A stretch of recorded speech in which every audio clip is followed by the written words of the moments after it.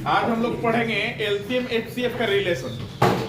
ठीक है, तो जो दो नंबर दिया रहता है उसको पहली संख्या और दूसरी संख्या के नाम से जानते हैं। एलसीएम तथा एचसीएफ का संबंध। ठीक है, पहली संख्या गुने दूसरी संख्या बराबर एलसीएम गुने first number into second number is equal to LCM into HCF.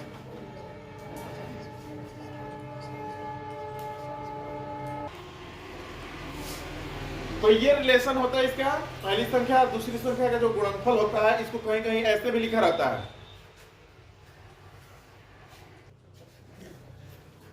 किसी किसी किताब में लिखा रहता है पहली संख्या दूसरी संख्या का जो गुणनफल है ऐसे लिखा रहता है, दो संख्याओं का गुणनफल, दो संख्याओं का गुणनफल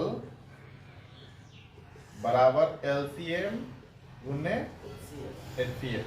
मतलब कि आप समझ जाइए कि ये जो आपका है दो संख्याओं का गुणनफल का मतलब पहली संख्या गुने दूसरी संख्या, ये आपके माइंड में होना चाहिए।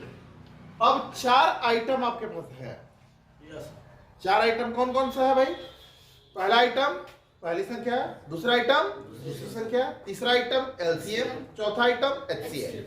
चार आइटम में से अगर कोई तीन आइटम दिया हुआ, चार आइटम में से कोई तीन आइटम दिया हुआ है तो चौथा आइटम हम आसानी से निकाल सकते हैं। ठीक है, एक एग्जांपल से हम समझा देते हैं आप लोगों को।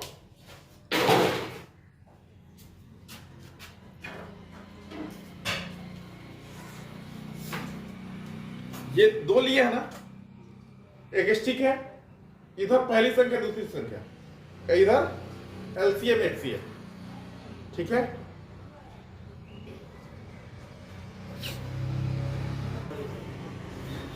ये जो चार चीज देख रहे हैं ना, सबका रिलेशन दिखाया गया, पहली संख्या दूसरी संख्या, यही है ना? अब दिख रहा है ना तुम लोग को क्लियर? पहली संख्या दूसरी संख्या, एलसीएम एचसीएफ, बीच में हमने पकड़ा हुआ है यानी कि बैलेंस है, बीच में पकड़ा यानी कि बराबर, ये दोनों का इंटू किया है, पहली संख्या गुणे दूसरी संख्या बराबर एलसीएम गुणे एचसीएफ। ठीक है, अब चार में कोई एक गायब हो जाए तो जो बचा हुआ रहेगा ना उससे आपको क्या करना है? डिवाइड करना है। जैसे कि मुझे निकालना है पहली संख्या, तो पहली संख्या यहां से गायब हो गया, पहली संख्या गायब, तो जो बच जाएगा वो दोनों तरफ जाकर के भाग कर देगा। मतलब दोनों तरफ बोले तो जो दो बचा हुआ रहेगा उसके साथ क्या करेगा? जाकर के भाग कर देगा। क्या बचा है तुम्हारे पास? दूसरी संख्या। ठीक है, तो पहली संख्या बराबर एलसीएम गुणे एचसीएफ बटा दूसरी संख्या। समझ आया? जो बचा वो फॉर्मूला कहीं खोजने की जरूरत नहीं, फॉर्मूला आपके दिमाग में ऑटोमेटिक बन जाएगा। पहली संख्या निकालना है तो दूसरी संख्या बचा हुआ रहेगा, तो एलसीएम एचसीएम एक पार्टी है और पहली संख्या दूसरी संख्या एक पार्टी है, तो दूसरे वाले पार्टी से क्या करेगा? पहले वाले पार्टी के जा करके क्या कर लेगा? भाग कर लेगा। ठीक है, अब हमको क्या निकालना है? अगर दूसरी संख्या निकालनी है तो क्या बचा? तो एलसीएम इंटू एचसीएफ बटा पहली संख्या। चलिए, अगर हमको क्या निकालना है? एलसीएम निकालना है तो पहली संख्या गुणे दूसरी संख्या बटा एचसीएफ। एचसीएफ निकालना है तो पहली संख्या गुणे दूसरी संख्या बटा एलसीएम। समझ आ गया? ऐसे हम क्या कर सकते हैं? फॉर्मूला निकाल सकते हैं। ठीक है,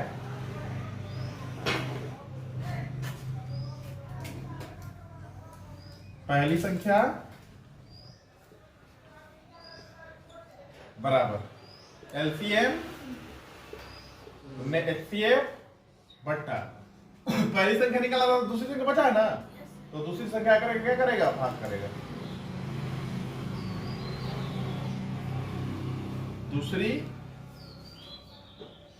संख्या बराबर एलसीएम गुने एचसीएफ बटा पहली संख्या। एलसीएम बराबर पहली संख्या दूसरी संख्या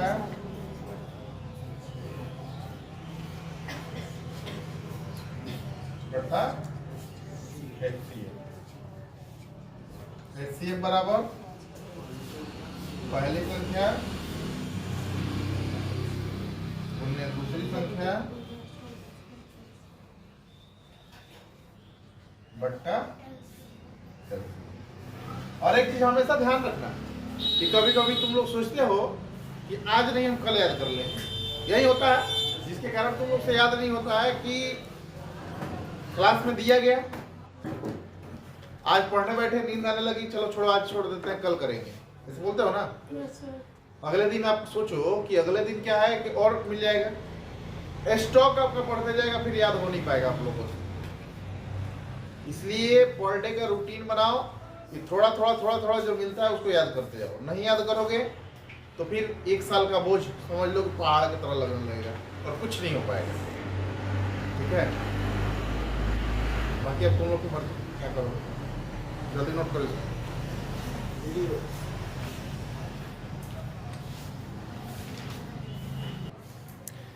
क्वेश्चन आपका है 10 का पहला, यदि HCF 96404 बराबर 4 है तो एलसीएम 96404 का मान ज्ञात करें।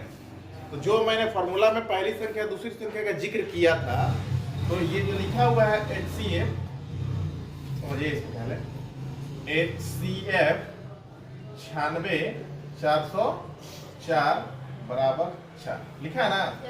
तो ये HCF जो है 96404 का HCF 4 है, ठीक है।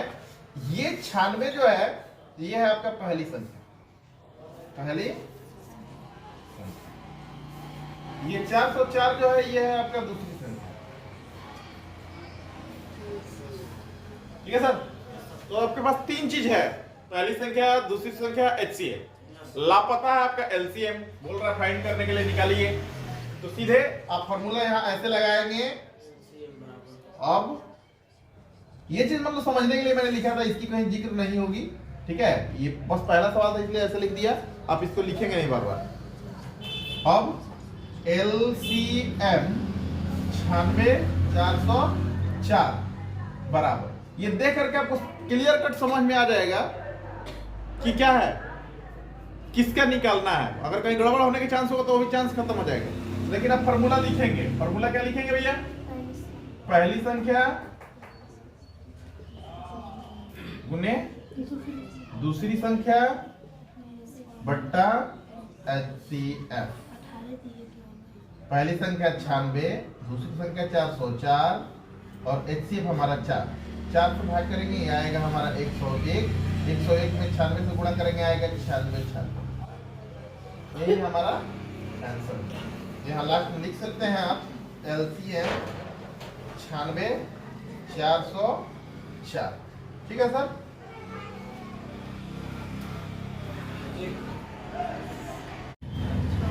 तो इसमें क्या करना बाबू, इसमें करना ही है, इसमें भी पहली संख्या दिया हुआ है कितना, पहली संख्या 96, दूसरी संख्या 168, LCM 672। अब सीधे निकलना है आपको क्या है, HCF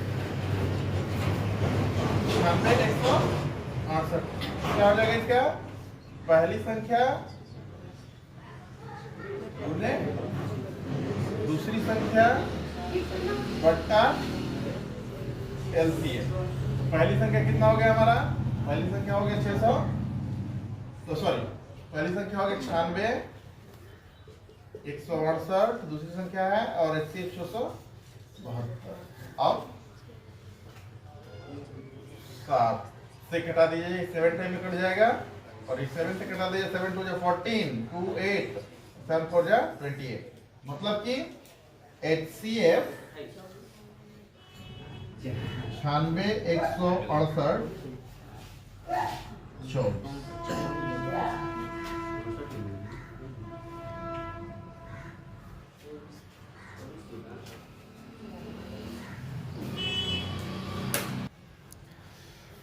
क्वेश्चन सर आपका बोल रहा है कि जांच करें कि क्या n ऑफ e या n is proportional to capital N। इसका मतलब यह है, अभी बताएंगे आगे, के लिए 15 के पावर n का इकाई अंक शून्य हो सकता है। ठीक है, हालांकि आपके सिलेबस से हट चुका है। ये जो लैंग्वेज है ये आपको समझ में नहीं आ रहा होगा।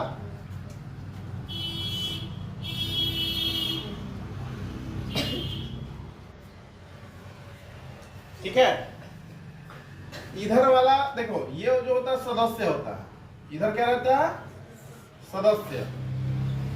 ये बतलाता है कि का सदस्य है, इसको पढ़ेंगे का सदस्य है, और n का मतलब हो गया मुखिया।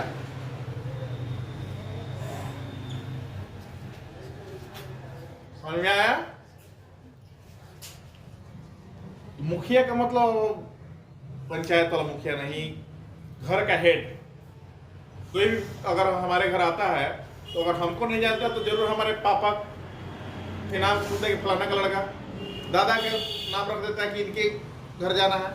ठीक है, और उनके घर का नाम तो कोई बता देता है कि उनका घर इधर है। अब वहां जाने को जो मेंबर है उनसे मिल सकते हैं।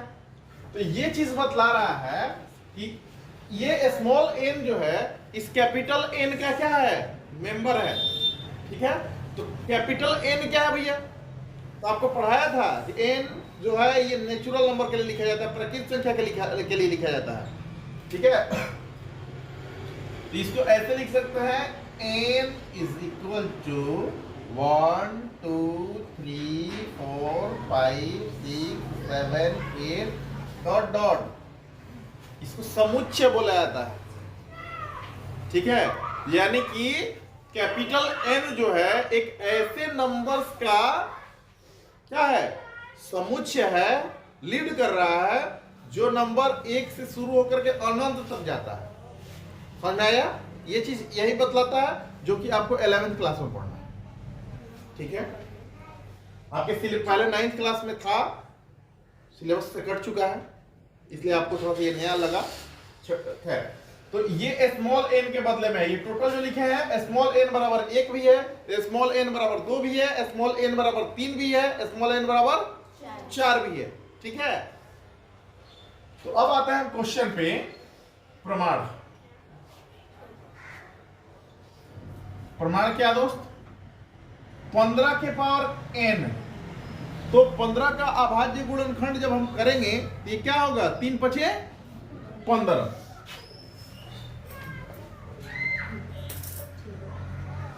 ठीक है सर, तो जब पावर कॉमन हो और बेस इनटू में हो तो दोनों पर हम अलग अलग करके समझा सकते हैं। 3 के पावर n गुने 5 के पावर n दोनों पर चला जाएगा। और किसी भी संख्या का इकाई स्थान तब 0 होगा जब वो 2 या 5 के गुणज हो। ठीक है, अगर 2 5 के गुणज नहीं होगा तो इकाई स्थान कभी भी शून्य नहीं होता। ठीक है, चूंकि किसी भी संख्या का इकाई स्थान तब शून्य होता है जब वह संख्या 2 तथा 5 का गुणज हो। ठीक है, परंतु 15 के पावर n, कॉमा दे दीजिएगा, 3 तथा 5 का गुणज है, अतः 15 के पावर n का इकाई अंक शून्य नहीं हो सकता। प्रमाणित, या इसको प्रूव्ड भी लिख सकते हैं आप इंग्लिश में। ठीक है सर,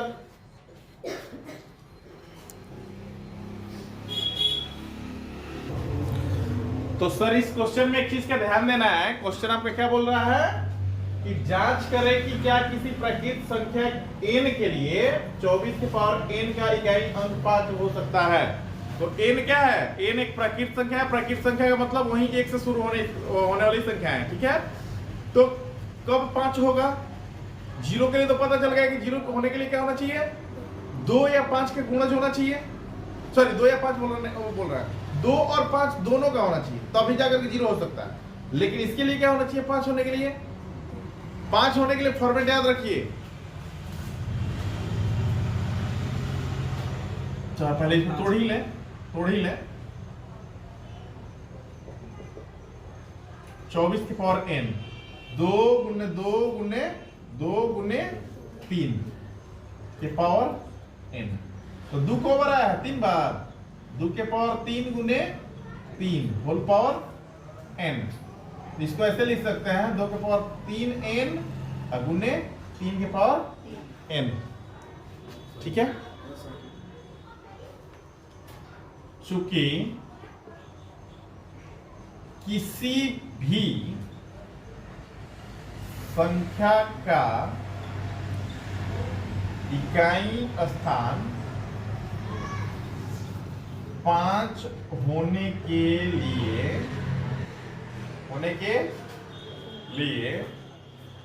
उस संख्या का गुणन प्रारूप 1, 3, 5 या 7 गुने 5 का होना चाहिए, परंतु 24 की पावर n का प्रारूप ऐसा नहीं है। अतः 24 के पावर n का इकाई स्थान 5 नहीं हो सकता है। ये मैटर किसको किसको समझ में आया, किसको किसको नहीं आया? ये आपका तर्क है। ये क्या है? तर्क। इसके अगेंस्ट दे रहा है, बोल रहा है कि इकाई का स्थान 5 तभी होगा जब वो संख्या किसके रूप में होगा? संख्या का जो गुणन होगा वो इस रूप में होना चाहिए 1, 3, 5 या 7, और वो गुणा किससे करता हो? 5 से।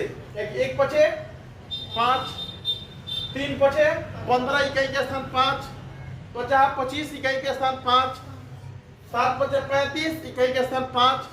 तो अब आप में से कोई बोल देगा सर जी 9 का है नहीं लिए, क्या 9 5 45 के भी इकाई के स्थान 5 होता, तो 9 भी 3 का गुणज है इसीलिए नहीं लिए, ठीक है, इसलिए 9 को नहीं लिया। समझ में आया ना? इतना के अलावा 5 का होना जरूरी है, इसलिए 5 को ब्रैकेट से बाहर कर दिए हैं, नहीं तो 5 इसमें भी रखे हैं या अरे 11 तो 11 के इकाई के स्थान पे 1 नहीं है। हमने तो बोला है कि जिस संख्या के इकाई के स्थान पे 1, इकाई का स्थान यहां लिखा है, इकाई स्थान 5 होने के लिए उस संख्या संख्या का गुणन प्रारूप, ठीक है, का इकाई अंक, ठीक है, इस रूप में होना चाहिए। उसके इकाई के स्थान पे 1 होगा और वो 5 से गुणा कर रहा होगा तो 5 हो जाएगा। अगर 3 है 5 से गुणा कर रहा होगा तो 5 हो जाएगा। 5 होगा 5 से गुणा कर रहा होगा तो 5 हो जाएगा। 7 होगा 5 से गुणा कर रहा होगा तो 5 हो जाएगा, ठीक है।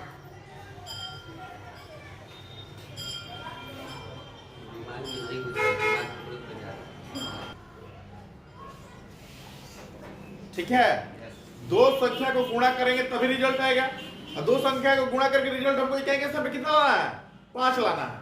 तो एग्जाम्पल आपके सामने है,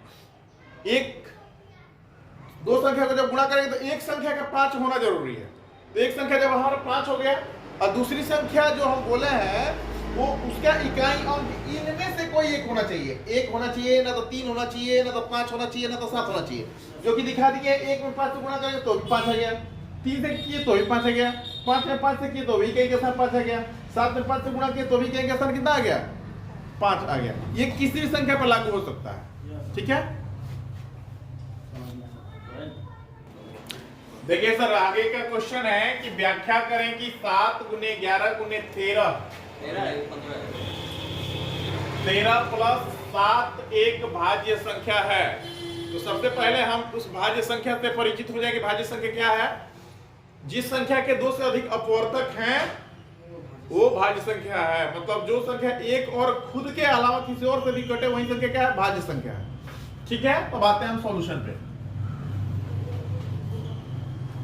7 गुने 11 गुने 13 प्लस 7, ठीक है सर, बराबर कॉमन, दोनों में कॉमन क्या है ये देखिए, अगर कॉमन निकल जाएगा तो भाज्य और कॉमन नहीं निकलेगा तो अभाज्य।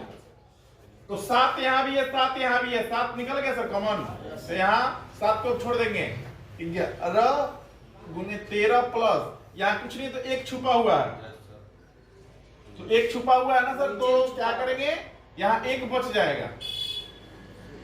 7 और 13 में 11 से गुणा करेंगे, जानते हो देखो अगर किसी संख्या को 11 से गुना करना हो तो एक उसका ट्रिक देखो क्या है।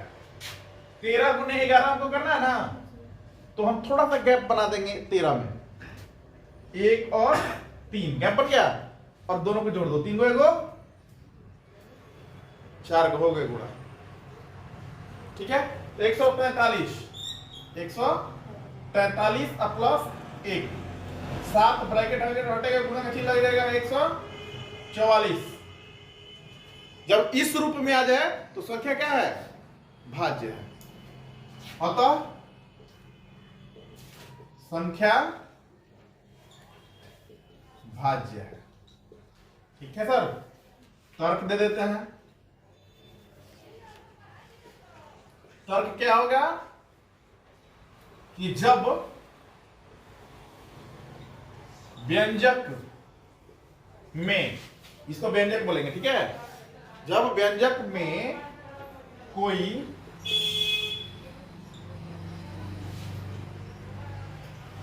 कॉमन संख्या मिले तथा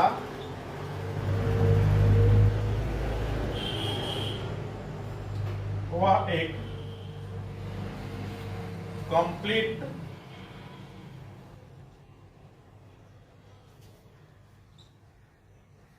नंबर बनावे तो वह भाज्य संख्या होता है। यहां देखो कंप्लीट नंबर बना रहा है कि नहीं बना रहा है? कॉमन का कॉमन हो गया, और यहां अगर कंप्लीट नंबर बना दिया गुणा करके जो भी है, तो ये क्या है? भाज्य संख्या है।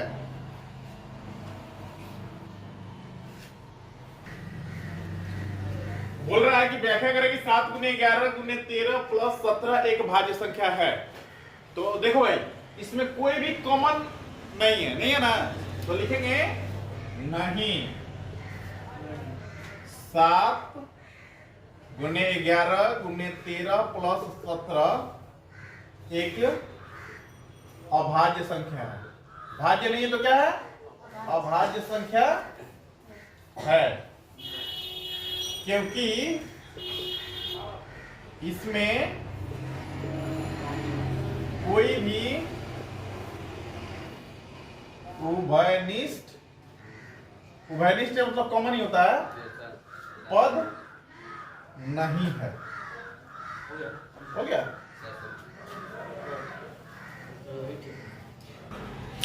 अगला क्वेश्चन है, व्याख्या करें कि 5 गुने 7 गुने 11 गुने 13 प्लस 55 एक भाज्य संख्या है। तो 5 गुने 7 गुने 11 गुने 13 प्लस 55 है सर।